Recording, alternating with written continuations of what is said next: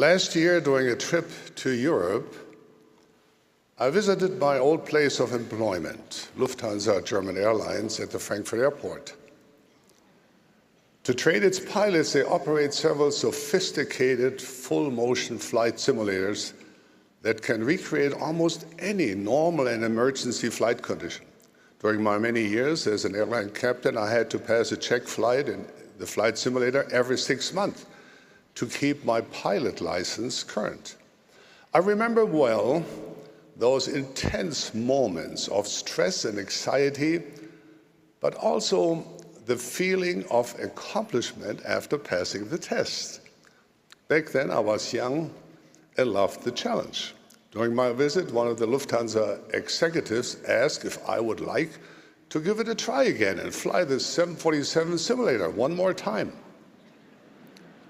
Before I had time to fully process the question, I heard a voice sounding astonishingly like my own, saying, "Yes, I would like that very much."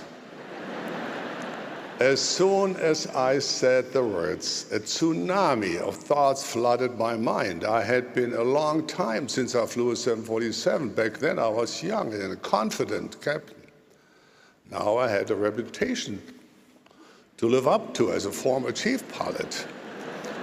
Would I embarrass myself in front of these professionals? But it was too late to back down.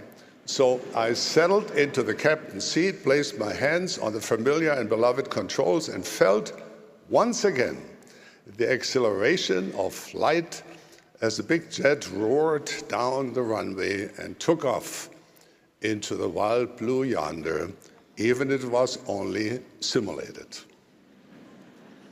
I'm happy to say that the flight was successful, the aircraft remained intact, and so did my self-image. Even so, the experience was humbling for me. When I was in my prime, flying had become almost second nature. Now it took all my concentration to do the basic things. My experience in the flight simulator was an important reminder that getting good at anything, whether it be flying, rowing, sewing, or knowing, takes consistent self-discipline and practice. You might spend years acquiring a skill or developing a talent. You might work so hard that it becomes second nature to you. But if you think that means you can stop practicing and studying, you gradually lose the knowledge and abilities you once acquired at great cost. This applies to skills like learning a language, playing a musical instrument, and flying an airliner. It also applies to becoming a disciple of Christ. Simply put, discipleship takes self-discipline. It is not a casual endeavor, and it doesn't happen by accident. Faith in Jesus Christ is a gift, but receiving it is a conscious choice that requires a commitment of all our might, mind, and strength. It is a practice of every day, every hour. It takes constant learning and determined commitment. Our faith, which is our loyalty to the Savior, becomes stronger as it is tested against the opposition we face here in mortality. It endures because we keep nourishing it. We keep actively applying our faith, and we never give up.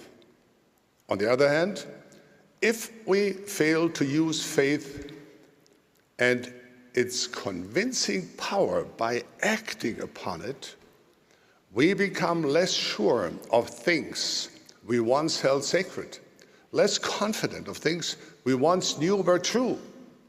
Temptations that would never have enticed us begin to look less appalling and more appealing. The fire of yesterday's testimony can warm us for only so long. It needs constant nourishment to keep burning brightly.